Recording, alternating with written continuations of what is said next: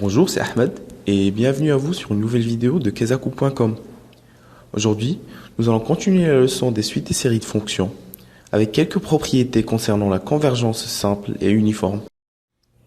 Nous avons vu la dernière fois que la limite simple et uniforme d'une suite de fonctions est une fonction elle-même. Mais en pratique, dans la plupart des cas, cette fonction n'a pas d'expression explicite. Et donc nous essayons d'exhiber des propriétés liées à cette fonction-là en passant par sa suite de fonctions. Passons alors à la première propriété. Si I est un segment de R, je dis bien segment, et Fn est une suite de fonctions, et à la fois Fn est continu en A élément de I pour tout n, et aussi la suite de fonctions Fn converge uniformément vers F sur I, alors la limite uniforme F elle-même est continue en A. On dit alors que la convergence uniforme conserve la continuité ponctuelle. Pour la démonstration, donnons-nous un X appartenant à I et un epsilon positif. Ce qu'on essaie de faire, c'est de contrôler cette différence-là. F de X moins F de A. Mais alors, on ne sait pas comment se comporte la fonction entre X et A. Donc, la clé est de passer par une des fonctions Fn qu'on sait qui est continue.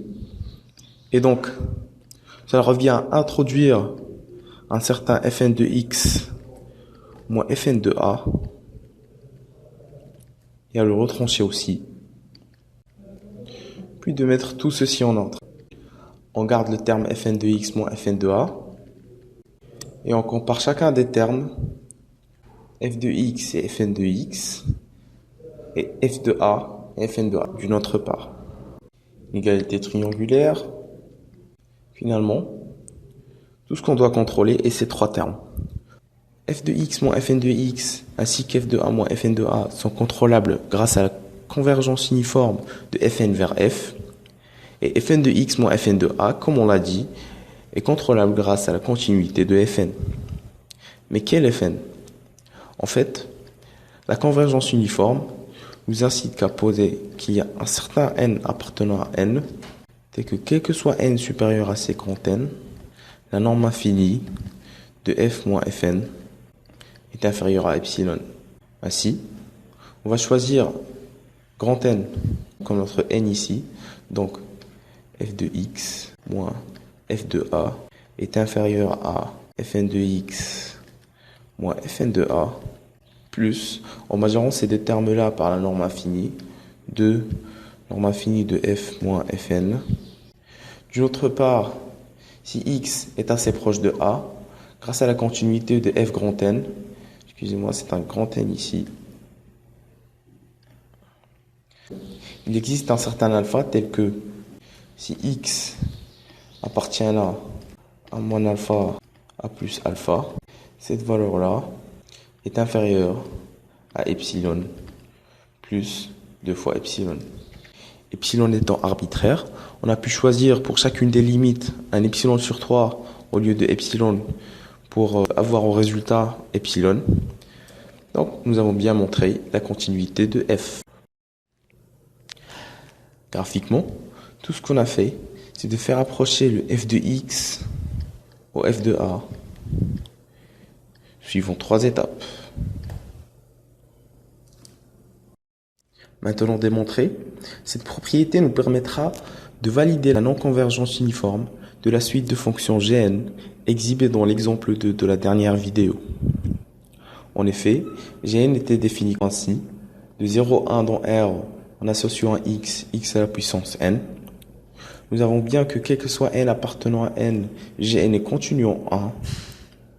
En plus, si par absurde, nous avons supposé que Gn converge uniformément vers G, alors on aura que G, défini sur 0,1 dans R, qui est associé à x, 1 si x est égal à 1 et 0 sinon, devrait être continu en 1. Or, ce n'est pas le cas. Pourquoi?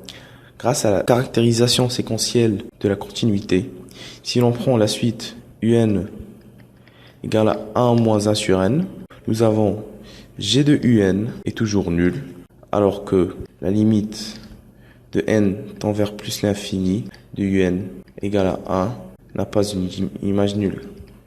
D'où la contradiction, car 1 est différent de 0 bien sûr, et donc Gn ne converge pas uniformément sur 0, 1. Une remarque par rapport à cette propriété. Si l'on changeait la continuité au point A par la continuité sur tout un segment J, cela ne changerait rien puisqu'on peut passer par les points de J un par un. Et donc la convergence uniforme ne conserve pas seulement la continuité ponctuelle, mais aussi la continuité sur un segment. Passons ensuite à une propriété qui est un peu similaire à ce qu'on vient de montrer. Le théorème de Debye-Limite dit que si I est un intervalle et A appartient à l'adhérence de I, pour ceux à qui l'adhérence ne dit pas grand-chose, ça veut dire que soit A est à l'intérieur de I, soit qu'il y a une borne de I qui est exclue, donc on peut toujours le considérer, et Fn une suite de fonctions. Si quel que soit n appartenant à n, Fn admet une limite ln en A, et la suite Fn converge uniformément vers F sur I, alors la suite ln admet une limite L, et L égale à la limite de F quand X tend vers A. La démonstration à ce théorème n'est pas exigible, surtout qu'elle utilise le critère de Cauchy uniforme. Mais alors, c'est quoi la nouveauté de ce théorème par rapport à la propriété précédente? En fait, la nouveauté ici est que le L peut être infini. Et donc, ce n'est pas un point de continuité. Le théorème suivant concerne l'intégration d'une suite de fonctions. Et il affirme qu'étant donné une suite de fonctions Fn, Sj un segment, alors si Fn converge uniformément vers F sur J, et quel que soit n appartenant à n, Fn est continu sur J, alors la suite des intégrales sur J de Fn tend vers l'intégrale sur J de F. Bien sûr, pas besoin de dire que f est intégrable, puisque grâce à la dernière propriété, f est limite uniforme des suites de fonctions continues, donc elle est elle-même continue et donc intégrable. Il suffit de montrer que cette valeur-là tend vers 0. Tout simplement. Puis, on majore par la norme infinie de Fn-F. Où L de J est la longueur de J. Donc si J s'écrit comme intervalle CD, L de J est égal à D-C en valeur absolue. Et donc finalement, ce terme tend vers 0. Et donc ce terme-là aussi tend vers 0.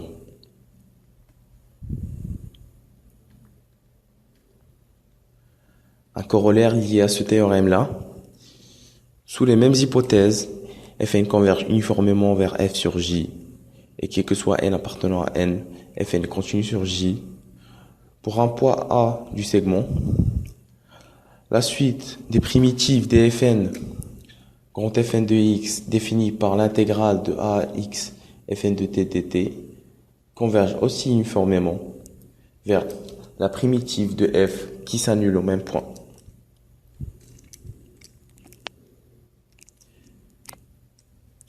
Cela ne demande pas de grande démonstration, en fait c'est exactement la même chose. On pose la différence de f moins fn de x, c'est exactement l'intégrale de 0 de a à x. On prend l'intégrale, on prend la différence de fn moins f de x, c'est exactement l'intégrale de a à x de fn moins f. Donc, en majorant cette fois par x moins a fois la norme infinie de fn moins f, et puis en majorant encore une fois le x moins a par la longueur de j, on obtient que fn moins de x moins f de x tend vers 0 uniformément, c'est-à-dire indépendamment de x. D'où le résultat. Ce corollaire nous permet de définir le théorème suivant, qui est le théorème de dérivation des suites de fonctions. Étant donné un segment J et Fn une suite de fonctions, Si les fn sont tous de classe C1, la suite des fn converge simplement vers f sur j, et la suite des fn dérivés converge uniformément vers g sur j, alors f, la limite simple de fn, est de classe C1 et f' égale à g. Cela ne nous demande pas beaucoup d'efforts de montrer ce théorème. En fait, du moment que l'on a que les fn sont de classe C1, il suffit d'écrire que fn égale à fn de a plus l'intégrale de ax fn' de t dt. Le corollaire nous permet tout de suite de conclure. Nous pouvons généraliser ce théorème dans le cas de classe CK.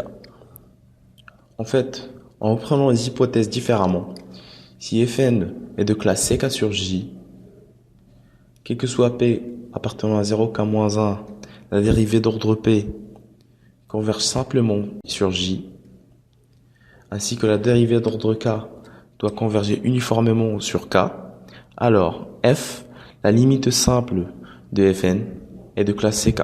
La démonstration n'est pas dure non plus. En fait, la convergence uniforme de la dérivée d'ordre k implique la convergence uniforme de la dérivée d'ordre k-1 grâce au théorème précédent. Et donc, en itérant grâce à une récurrence régressive, on arrive à montrer que fn converge aussi uniformément et que sa dérivée d'ordre k est la limite uniforme de la suite des dérivées d'ordre k. Une remarque concernant cette partie du cours. Le caractère de continuité ou de dérivabilité est local. Et donc, si on travaille sur un intervalle où l'on doit montrer que la limite d'une suite de fonctions est continue ou dérivable, il nous suffit de montrer la convergence uniforme de cette suite sur tout segment de i. Pourquoi ? Tout simplement parce que la convergence uniforme sur i tout entier est soit difficile à montrer, soit parfois non vérifiée et donc impossible à montrer. Nous avons aussi voulu illustrer cette vidéo par des exemples concrets, mais vu que ces derniers demanderont un travail laborieux et devant la contrainte de la durée maximale de la vidéo, nous avons préféré les mettre dans des vidéos séparées, dont une concernant la fameuse fonction zeta de Riemann fera partie. Dans notre prochaine dernière vidéo concernant le cours de suite des séries de fonctions, nous allons traiter les séries de fonctions et les nouveautés qu'elles vont nous apporter, ainsi que l'approximation uniforme d'une fonction, c'est-à-dire l'approximation d'une fonction par une suite soit de polynômes, soit de fonctions en escalier qui tend uniformément vers notre fonction. D'ici là, je vous remercie pour votre attention et à bientôt sur Kesaku.